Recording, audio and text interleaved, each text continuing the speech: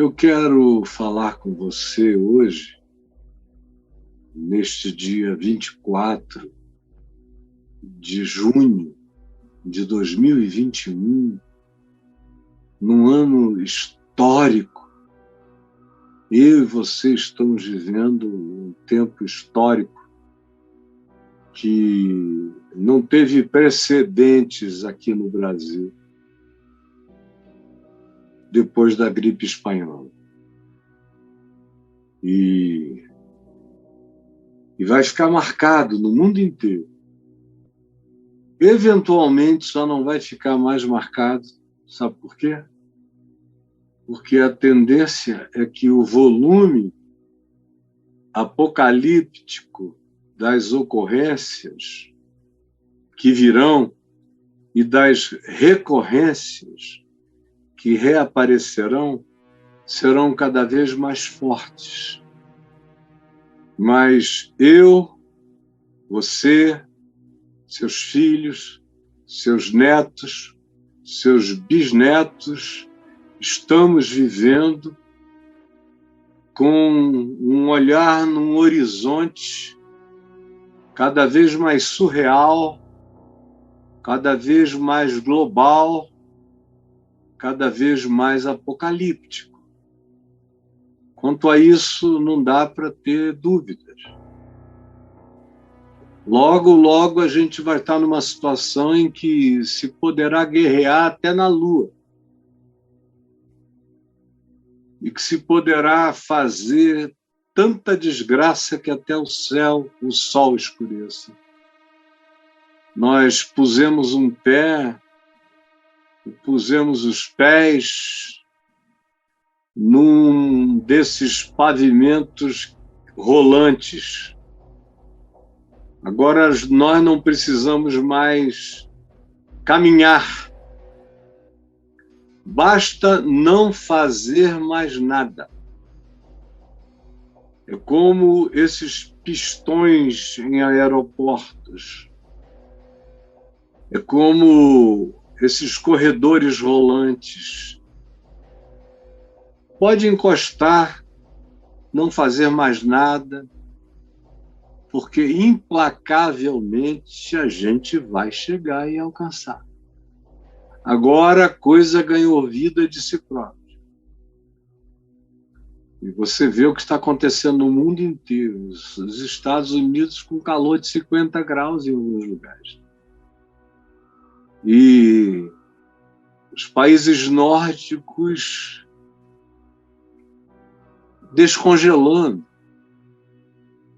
Lugares quentes esfriando.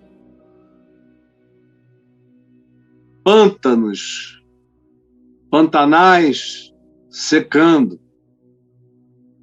Sem falar na intervenção destruidora do ser humano em tudo. De modo que basta assistir. Porque o chão está andando de si mesmo e quem não ajudar a parar essa esteira rolante, reeducando a consciência e a vida, pode continuar omisso e silencioso, porque você vai chegar lá e vai ajudar no seu descanso homicida de omissão, essa sua omissão homicida. Vai chegar lá. Preste atenção em cada uma dessas palavras que eu traga para você aqui, porque se elas não são proféticas para você hoje, elas serão imensamente para o seu futuro, para o futuro dos seus filhos, dos seus netos, da sua família. A pergunta com a qual eu quero conversar com você hoje, e a partir da qual eu quero que você pense, é essa. Bota uma separada aí no porquê, Braulio. Por favor, separa o porquê. Por que isso? Você continua estéril? Por quê? Aí você diz, não, eu não sou estéril, eu eu passei num concurso público, eu tiro notas boas, eu ganho um dinheiro legal, ou eu, apesar de ganhar pouco, saio para trabalhar todo dia. E eu não sou um estéril, eu não sou um parasita, não sou um protozoário no pântano, esperando para passar malária para os outros. Eu não sou. Aí eu pergunto, mas você consegue amar alguém? Você consegue se dedicar, cuidar? Existe alguém pela qual e por quem você acha que valham os melhores sacrifícios, os maiores esforços, as mais profundas entregas? Existe? Você é aquela pessoa que passa se desviando para lá, para cá, saindo suavemente ou ficando em cima do muro, aquele tipo morno acerca do qual Jesus fez menção no livro do Apocalipse. O Cristo glorificado fala desse tipo morno. A igreja de Laodiceia, onde havia águas mornas, térmicas, Pamúcali, Laodiceia.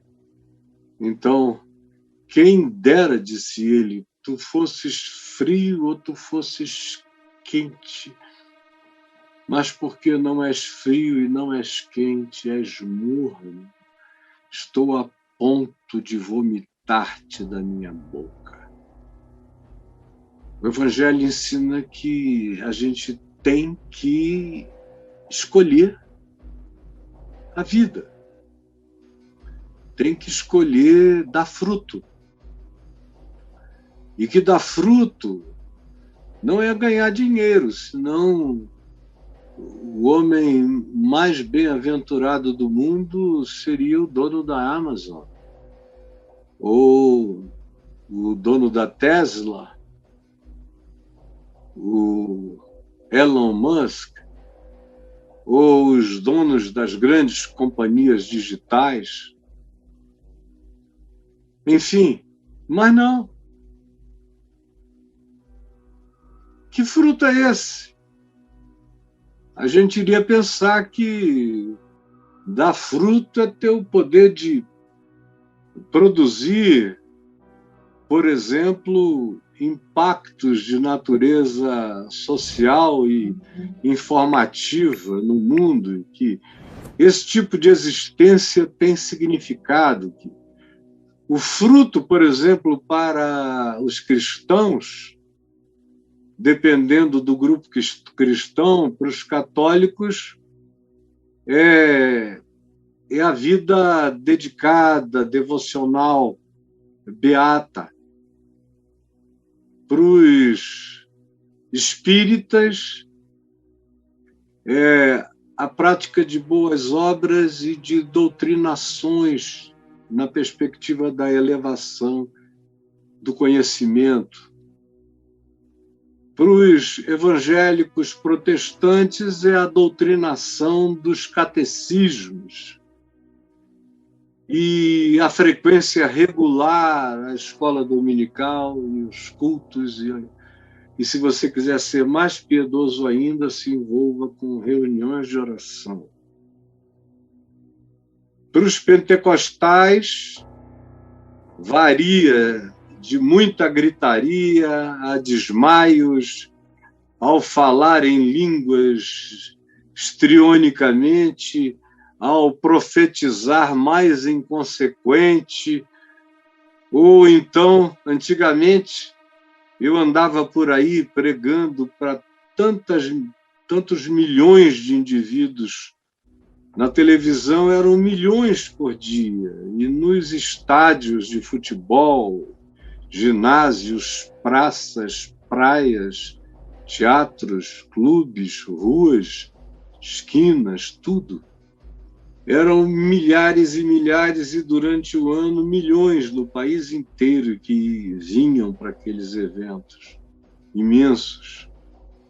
E quando acabava, quase que invariavelmente, aparecia alguém ou alguns. Eram dias, às vezes a semana inteira, evangelizando, e milhares de pessoas dizendo que queriam receber a Cristo, e vinham à frente, e se comoviam, choravam, e eu orava com todas, e, enfim, havia de tudo. E quando acabava, como eu disse, alguém ou alguns vinham, e sempre diziam: meu Deus, como a sua coroa de galardão vai ser linda, cheia de diamantes, de estrelas e estrelas. Cada pessoa dessa é uma estrela que vai ser posta no diamante do seu galardão. Aí, às vezes, eu testava a pessoa, perguntava: você está falando de maneira simbólica ou literal? Aí ela achava que iria me satisfazer muito mais se ela dissesse que era literal. Aí eu dizia: ah, tá bom, muito obrigado pelos seus bons desejos para comigo. E ia embora dizendo: meu Deus, crente não entende nada do que significa riqueza, galardão, frutificação. Não entende de nada disso. Eles só associam a números, a quantidades, a dinheiro, a templo grande, a congregações enormes, a arrecadação do dízimo. Se entrar muito dinheiro, Deus está abençoando. Se o templo estiver lotado com gente suando e gritando, o Espírito Santo está fazendo um avivamento. É tudo assim. E se você fala para muitas pessoas e elas, de algum modo, respondem ao que você diz, você se torna proprietário da reação delas ao Evangelho. De modo que até esses que acham que dão fruto, na realidade não sabem o que é o fruto. E a maioria continua fazendo isso tudo, porém estéril. A maioria dos que fazem isso tudo são totalmente estéreis, porque eles não sabem qual é o fruto que Deus espera, que Cristo Jesus espera de cada um de nós. Qual é o fruto? É o único fruto. Um único fruto. Nós só temos um mandamento, que é amor. Por que nós só temos um mandamento? Porque nós temos um só Deus, que é amor. Que mandamento terá o Deus que é amor para aqueles que com consciência dizem que creem, que são seus filhos e querem viver como imitadores de Deus, como filhos de Deus? Que mandamento tem Deus para esses filhos, se não um só? Serem como Ele é. Portanto, viverem, manifestarem uma vida em amor. Portanto, qual é o fruto que Deus espera de mim, de você, acima de tudo, antes de qualquer coisa? Senão amor. Ou você tem outra ideia? Acha que dá para substituir por dinheiro? Por frequência ao ensaio do coral? Da banda? Do grupo gospel? Dos levitas? das beatas, dos círculos de leitura do Evangelho Espírita? Você acha que isso basta? Você acha que basta cruzar as pernas e entrar num estado de meditação budista ou de qualquer outra que seja a perspectiva de elevação? O que você acha que é o bastante? Em se tratando de Deus, do Deus único, que se apresenta como pessoa, eu sou. E porque Ele ama, Ele é amor. E os filhos que Ele cria, a sua imagem e semelhança, devem se assemelhar a quê? A Ele. E Ele é amor. Portanto, o modo de vida dos filhos de Deus é amor. Portanto, o fruto da vida dos filhos de Deus, assim como o fruto de Deus é vida, e Ele criou vida, e Ele criou maravilhas, todas fruto do amor. O ato de criar implicou no ato de se dar, implicou na gravidez do amor. A criação, os universos, é a manifestação de amor. É o parir do amor divino. E eu estou aqui para dar esse fruto porque você continua estéril e se enganando. Tem algumas coisas que eu quero que você guarde e pense a respeito, como essa primeira que vai aparecer para você aí. Eu tenho que dar fruto aonde eu for plantado. O fruto sou eu, com a minha identidade, com meus dons, meus talentos, minhas possibilidades e minhas limitações, mas sou eu. Eu sincero, eu inteiro, eu gostando de integridade e eu vivendo a obediência a Deus na forma do único mandamento, que é amor. Amando a mim mesmo, que sou criado à imagem e semelhança dele, portanto, quem quer fazer bem a Deus, faça bem a si mesmo. Segundo, amando você, como eu amo a mim mesmo. E terceiro,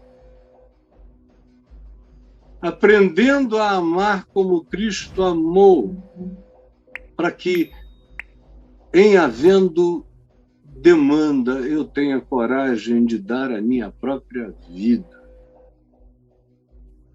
A começar pela minha mulher, pelos da minha própria casa, pelos irmãos e ainda por toda a humanidade. Ser cristão tem que ter essa consciência. Senão, cara, você é discípulo de qualquer ideologia, de qualquer filosofia, de qualquer ídolo político, religioso, de qualquer natureza, mas de Jesus você não é. Eu tenho que dar fruto aonde eu for plantado. Como diz o verso 6, então Jesus proferiu a seguinte parábola: certo homem tinha uma figueira plantada na sua vinha. Não era uma figueira plantada no figueiral, era uma figueira plantada no meio de um vinhedo. Não dá para dizer, eu só dou fruto quando eu estou perto dos meus irmãos, dos meus iguais. Longe dos meus iguais, eu não sou ninguém.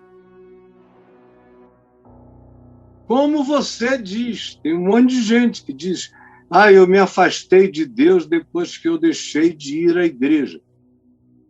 Aí eu digo, bom, é muito difícil deixar de ir à igreja porque você é a igreja, só se você desencarnar, e nem desencarnando, porque aí você muda só de rol de igreja, da igreja militante, que é essa aqui, para a igreja triunfante, que é aquela lei, mas você não tem como deixar a igreja, você é a igreja. Venho dizendo isso a minha vida inteira, mas as pessoas insistem em dizer que se afastaram de Deus quando pararam de ir a um templo, de frequentar uma congregação, onde eram, às vezes, abusados de todos os modos, vilipendiados, mas mesmo sendo injustiçados, se deixarem de ir àquele lugar, Deus leva em consideração e vira as costas para você.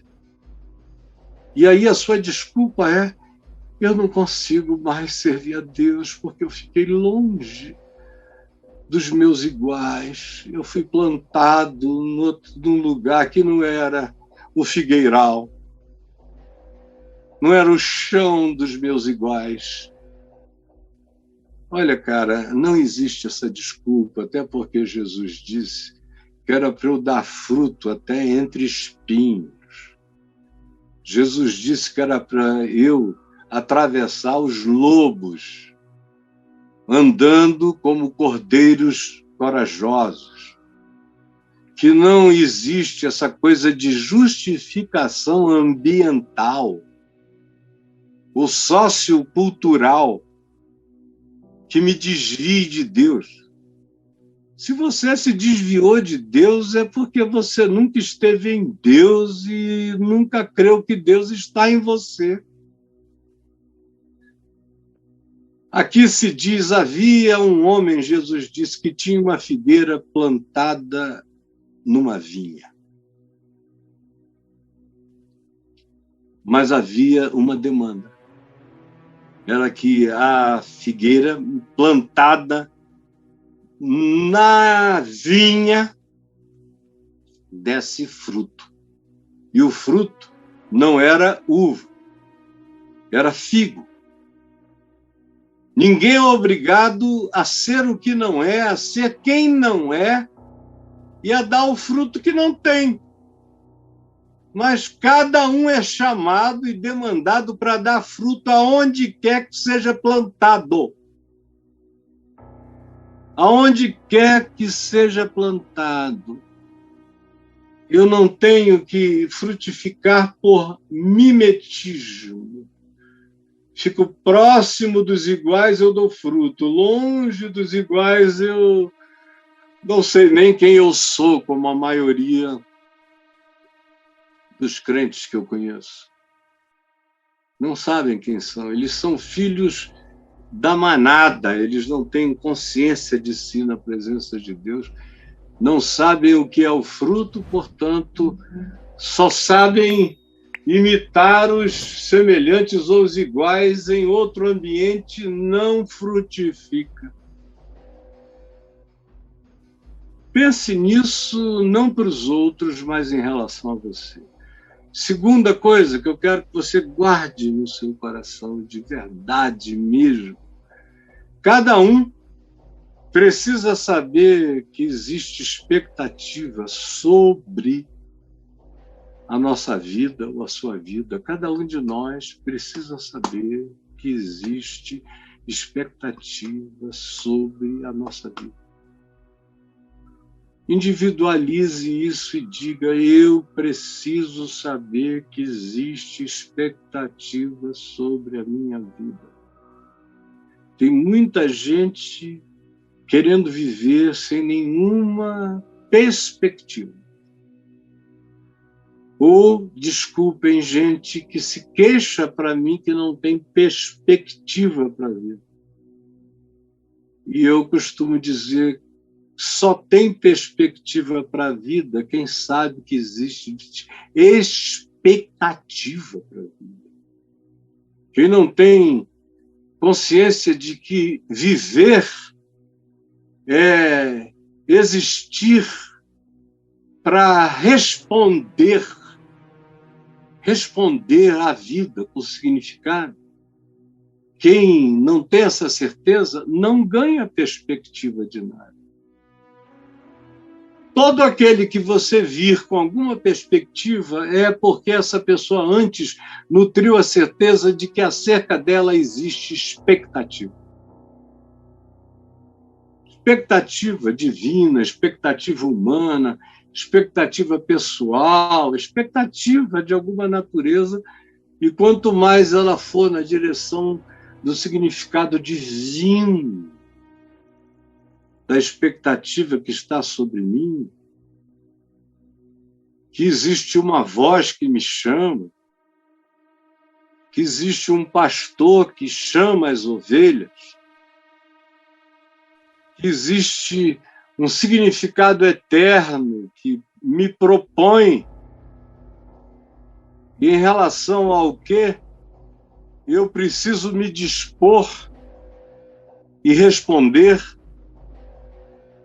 E só quando eu faço isso surge perspectiva. Sem uma resposta à expectativa de viver, você nunca terá perspectiva para existir. Nunca. Cada um precisa saber que existe expectativa sobre a sua vida, como diz o verso 6. Certo homem tinha uma figueira. Eu tenho dono. Eu não estou aqui, eu não brotei do acaso. Eu não sou geração espontânea. A natureza não é uma geração espontânea. O universo não é uma explosão espontânea. Todas as coisas maravilhosas explodiram da mesma maravilha de sabedoria, de graça, de amor infinito. A expectativa sobre tudo que existe, cada um segundo a sua designação, cada um andando segundo as leis da sua formação, cada um segundo o processo do seu desenvolvimento. E para mim, que sou um ser humano, e você, meu Deus, eu sei que existe uma expectativa sobre mim. Há uma pergunta: a quem enviarei? Quem há de ir por nós? A voz do significado me chamando para vivê-lo e para expandi-lo. Eu sei, eu tenho um dono. Eu sou uma figueira que tem um dono, um senhor. E ele me conhece, ele me visita, e ele me fez com capacidade de dar fruto. Fez. Ele plantou uma figueira numa vinha e vinha procurar fruto nela. Vinha de vez em quando procurar fruto. E dessa vez voltou para procurar fruto e não achou.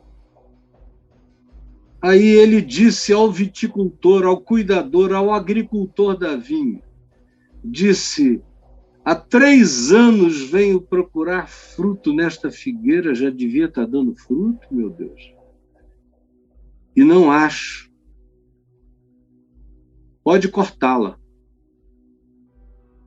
Para que estará ela aqui ainda, ocupando inutilmente a terra? Para que estaria ela aqui ainda, inutilmente, ocupando a terra?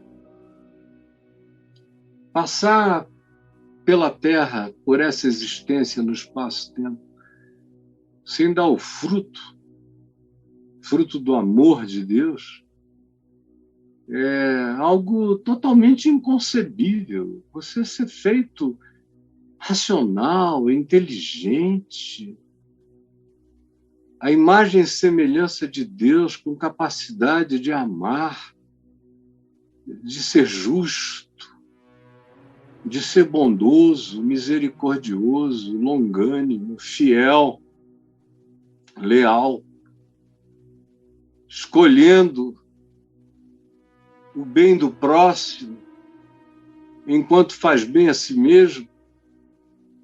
Não faz nenhum sentido a gente saber disso tudo e escolhermos viver piores do que qualquer primata existente ainda no planeta.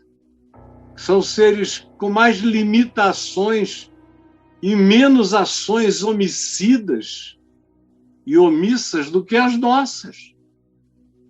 E não tem absolutamente nem de longe no que se compararem conosco. Nós somos verdadeiros deuses em relação a eles. Mas até eles, na animalidade deles, conseguem fazer menos mal do que nós. E nós, com toda essa capacidade, sendo feitos com todas essas dotações, com dons naturais, com dons paranormais, com dons sobrenaturais, com instinto, com intuição, com razão, com possibilidade de, pelo amor, aprender a sabedoria e se tornar como um anjo andando no mundo, literalmente, como um filho de Deus, com a cara de Deus, com o fruto de Deus, com as práticas de Deus manifestados na Terra. Agora, a pergunta que fica é essa, que diz por quê? Para que está ela ainda ocupando inutilmente a vida? Para quê? Lembre, o fruto é o que decorre de Deus, e Deus é amor. O mandamento de Deus é amor, a semelhança de Deus é a semelhança do amor. E com tudo que do amor frutifica, como diz Gálatas 5. Não esqueça isso. Em terceiro lugar, preste atenção e anote. Ser no sentido existencial, ser impõe frutificar. Repita isso comigo. Ser impõe o frutificar. Não dá para ser sem frutificar. Tudo que Jesus ensinou é que tem-se que dar fruto. No juízo final, o pior juízo recai sobre aqueles que não fizeram nada. Não fizeram nada, fizeram o mal horroroso de verem, ouvirem, sentirem, saberem e poderem, e todavia nada fazerem. Nada. É o pior juízo. Afastai-vos de mim, porque não fizestes nada. E eles vão dizer, quando? Quando te vimos? Quando não te socorremos? Ele disse sempre, a vida inteira. Eu estava lá o tempo todo e vocês não me enxergaram. Não ouviram, não viram. Então, para quem não quis ver, podendo ver, não quis ouvir, podendo ouvir, o que resta é treva, escuridão. Podendo ter visto, não quis ver, escolheu a escuridade como ambiência do existir. Ser impõe o frutificar da luz, o frutificar do amor. Paulo chama de os frutos da luz. Amor, justiça, bondade, frutos da luz, frutos dos filhos da luz. São sempre os mesmos. E a vida é para frutificar. O bem-aventurado é o que frutifica o que é o que expõe uma natureza rica de Deus, cheia da graça de Deus em todas as suas peculiaridades. Ser impõe frutificar, não fique pensando, se enganando aí, que isso tem a ver com, eu fui tantas vezes, eu frequentei, eu dei. Para com isso, cara. Pare de se enganar, meu filho. Ser para Deus impõe o frutificar em Deus. É como Jesus disse em João 15, naquela parábola da videira. Quem está vinculado ao tronco da videira, esse ramo, dá fruto. Quem não dá fruto é porque não está vinculado. Existe de si mesmo. Não dá fruto de Deus na vida. É simples assim. Outra coisa que eu quero que você guarde mesmo, é que a nossa vida sem fruto tem sido preservada exclusivamente pelo intercessor. Responda, repita comigo. Transforme isso numa coisa pessoal. Agora, bem pessoal, e diga: a minha vida sem fruto, até aqui, tem sido preservada pelo intercessor, que está intercedendo em meu favor, pedindo oportunidade, tempo, chance para mim. Como diz o verso 8. O dono disse: olha, corta, tira, porque está ocupando inutilmente a minha terra.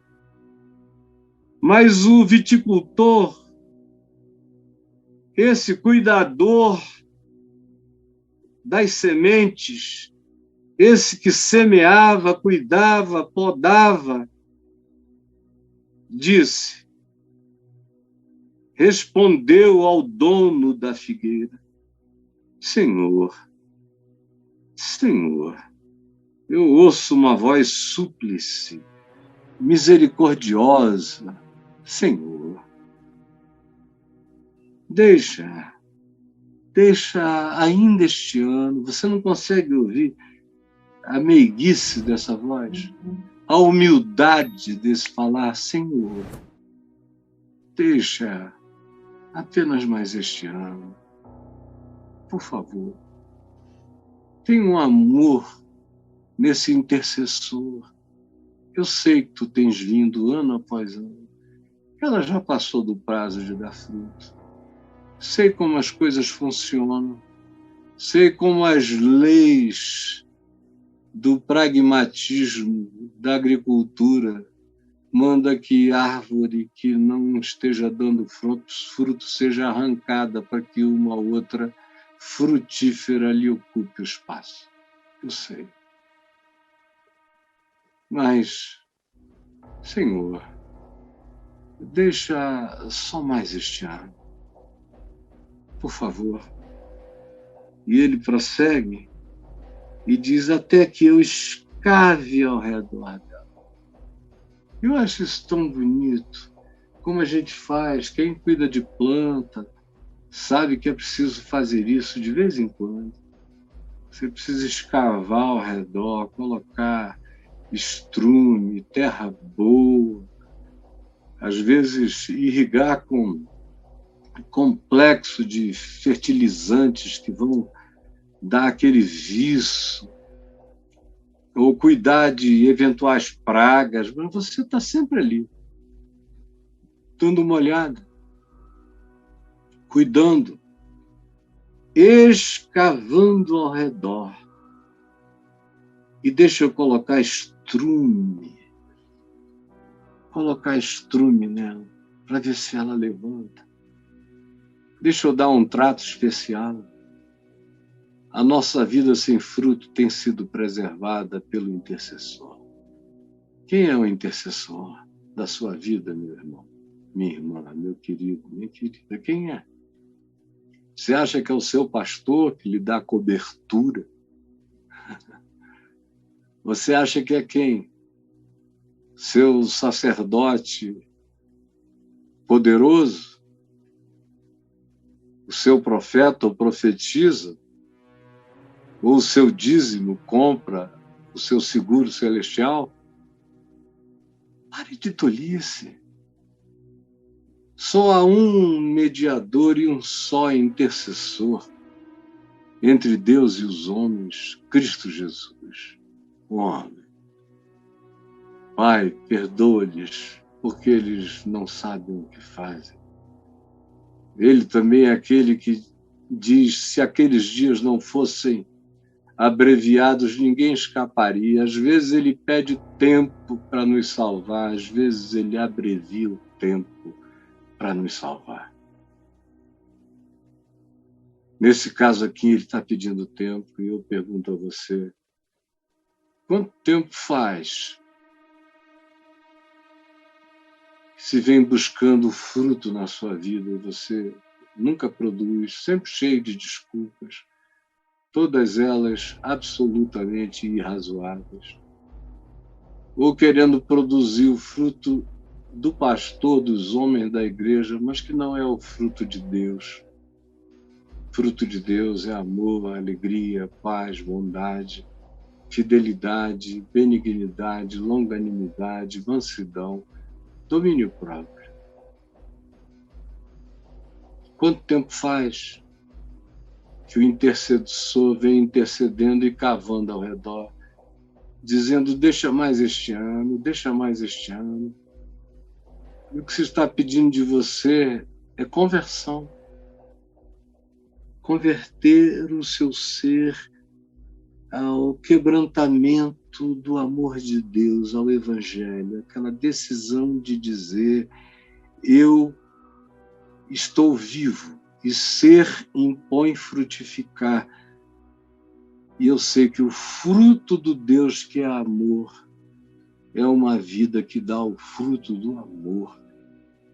E eu não estou aqui para me tapear, nem para botar a máscara da hipocrisia, eu estou aqui para botar a cara para fora e dar o fruto do amor de Deus na minha vida. Que é essa coisa linda, que é essa vida divina andando entre os homens. E agora, olha só a última palavra que aqui está dita.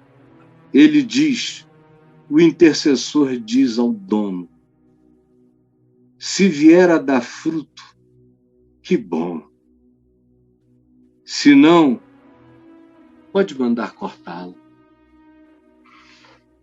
Se vier a dar fruto, e olha que eu vou me esforçar, eu vou botar tudo que eu tenho para adubar essa vida. E eu deixo eu te dizer uma coisa, meu irmão, minha irmã, sabia? Eu estou te dizendo com o meu coração mais quebrantado, mais simples, mais sincero, puro na presença de Deus. Milhões, talvez bilhões de pessoas desejaram ouvir o que vocês têm ouvido. Têm ouvido de mim praticamente há 50 anos, geração após geração, a mesma mensagem, inegavelmente do Evangelho. E a gente roda e roda, e rega, e bota estrume, e fertiliza, e bota a melhor qualidade de nutrientes, e a pessoa não dá fruto e pensa que a graça de Deus vai fazê-la frutificar sem que ela se disponha a frutificar. Deus não frutifica por você, você frutifica em Deus. Você foi criado com toda a natureza do dom e da identidade de Deus em você.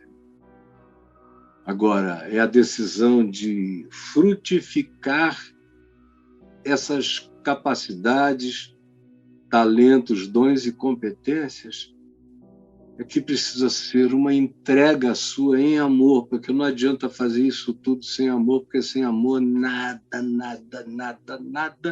existe para Deus. Sem amor tudo é coisa nenhuma.